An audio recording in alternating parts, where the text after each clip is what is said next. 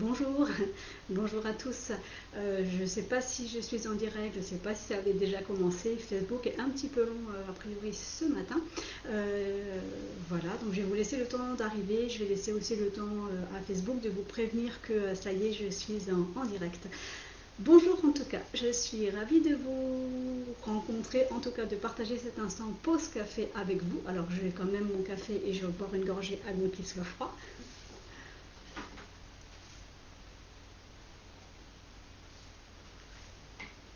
Alors, j'espère franchement que vous allez bien, que vous avez passé un bon week-end.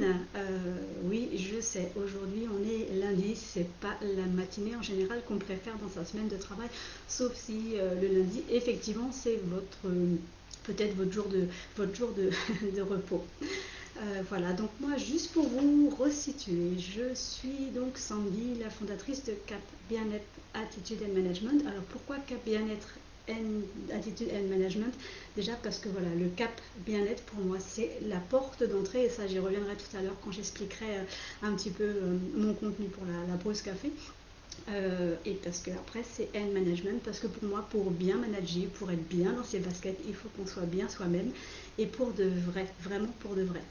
Donc moi j'ai été en direction pendant 16 ans, donc voilà, j'ai parcouru des équipes et du management pendant un certain nombre d'années, et j'ai également donc formé, et je forme toujours depuis 11 ans, des dirigeants donc sur des choses, des formations traditionnelles, classiques, des coachings d'équipe et des ateliers de développement personnel en équipe, et puis depuis 3 ans bientôt également du coaching à destination des dirigeants, des cadres et des zèbres. Voilà un petit peu mes fonctions. Mais je ne suis pas là aujourd'hui pour vous parler de ça. C'était juste pour me resituer et me présenter, puisque nous avons aussi des nouveaux membres sur le groupe, et je vous dis bienvenue et merci d'être avec moi aujourd'hui. En tout cas d'être sur le groupe, même si vous ne me voyez pas en direct, vous pourrez me voir en replay sur le groupe sans problème. Mais c'est toujours intéressant à un moment donné de s'incarner au face des personnes avec qui on dialogue sur un groupe, sur un réseau. Voilà. Donc moi aujourd'hui, voilà, je voulais vous partager donc mon conseil de coach, le numéro 2. La semaine dernière, j'ai parlé d'un conseil numéro 1. C'était vraiment voilà, le lancement en fait du challenge de septembre que je vais partager avec vous jusqu'à la fin du mois. Et donc le conseil que je vais vous donner aujourd'hui est en lien avec votre bien-être et en prévention de l'épuisement. Alors, c'est quelque chose qui revient régulièrement. Sur mes prochaines pauses café, je ne parlerai pas forcément du bien-être ni de l'épuisement au travail. J'aborderai d'autres thématiques, mais aujourd'hui, j'ai choisi celui-ci. Alors, le conseil que je vais vous donner, en fait, il n'y a rien d'extraordinaire. Je n'invente rien, je ne suis pas une magicienne, mais l'idée, c'est vraiment que vous puissiez conscientiser qu'à un moment donné, si c'est vraiment votre souhait, il va falloir le mettre en pratique pour que ça marche. Pourquoi? Parce qu'avec la rentrée, même si il y a eu la période de confinement, il y a eu la reprise, on revient souvent boosté, et souvent on repart à fond. Et l'une des 5 erreurs que j'ai dû préciser il y a quelques temps sur mes parutions, c'était vraiment de ne pas repartir de plus belle à fond, parce que vous allez de nouveau vous épuiser. Ce que je vais vous conseiller aujourd'hui, ce sont des lois naturelles, des principes éternels qui parlent à tout le monde. Oui, tout le monde le sait, mais malheureusement, et bien souvent, on ne le pratique pas. Et je vous encourage fortement à vous autoriser à prendre soin de vous et à mettre en pratique ce conseil. Moi, ça fait plusieurs années maintenant que je le fais moi-même, parce qu'effectivement j'ai vu à un moment donné arriver le burn-out au niveau de mon travail, donc il a fallu à un moment donné que je dise stop. Là j'ai décidé de me prendre en main et de faire autrement. Donc aujourd'hui je l'incarne et je le fais au quotidien, et ça me fait vraiment du bien, et ça me permet aussi de vivre ma vie, d'équilibrer ma vie autrement. Donc je vous encourage pleinement au moins à l'expérimenter. C'est vraiment oui, important que vous puissiez l'expérimenter et que vous puissiez vous rendre compte par vous-même. L'idée, c'est que ça parte de l'intérieur vers l'extérieur, c'est-à-dire que c'est vous, ça part de vous, c'est l'environnement qui s'adapte à vous, et ce n'est pas l'inverse, parce qu'on fait ça depuis des années.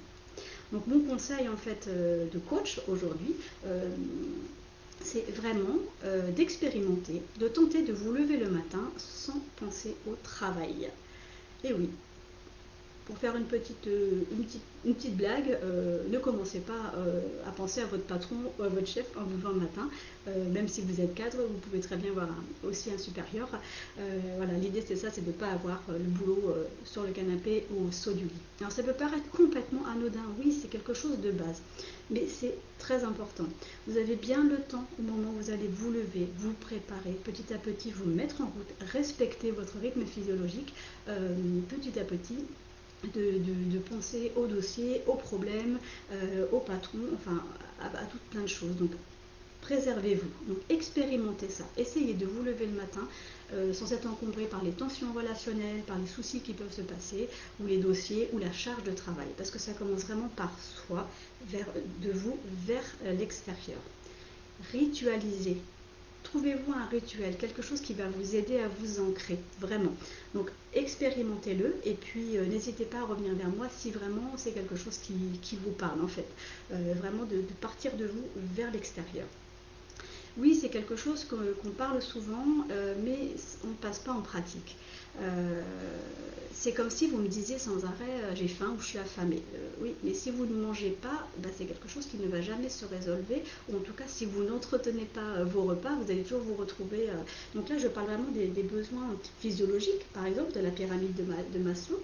Mais vous avez l'étage d'au-dessus qui est donc la partie sécurité, et du coup la partie sécurité fait que ça concerne effectivement un environnement non anxiogène et sans crise. Donc le bien-être, il est là. C'est comment j'arrive au travail sans être complètement fatiguée, stressée, et comment je me préserve de l'épuisement au travail.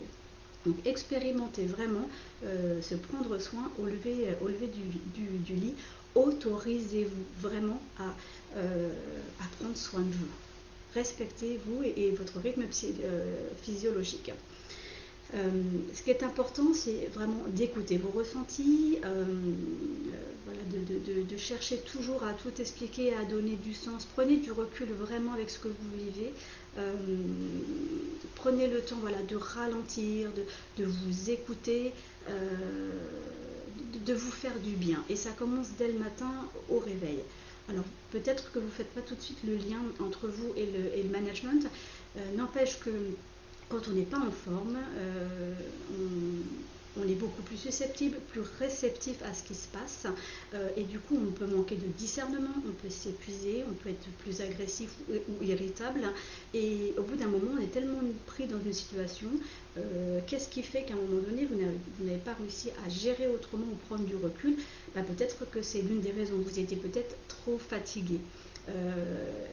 Dans les clients que j'accompagne, c'est souvent ce qui se passe. Effectivement, on travaille l'ensemble, le système, et ça j'en reparlerai au Facebook Live mercredi soir, parce que c'est un réel impact sur nos relations au travail.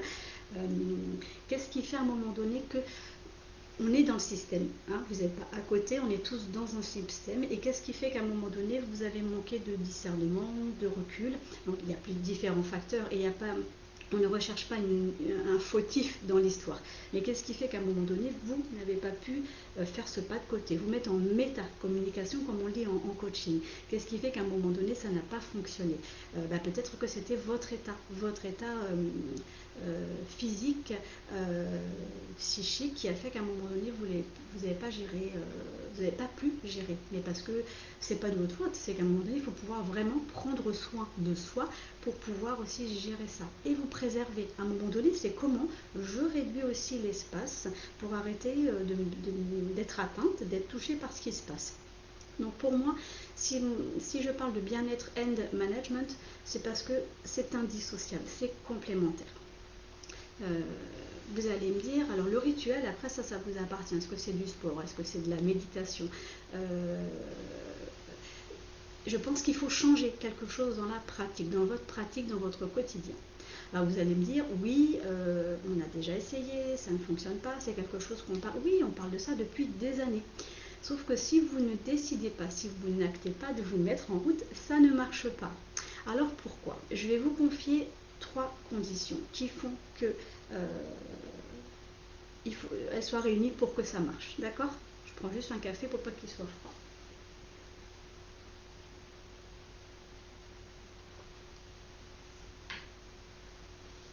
Il y a 3 conditions. Déjà, il faut vraiment que vous décidiez, comme j'ai pu dire un jour, stop, j'arrête, je me prends en main.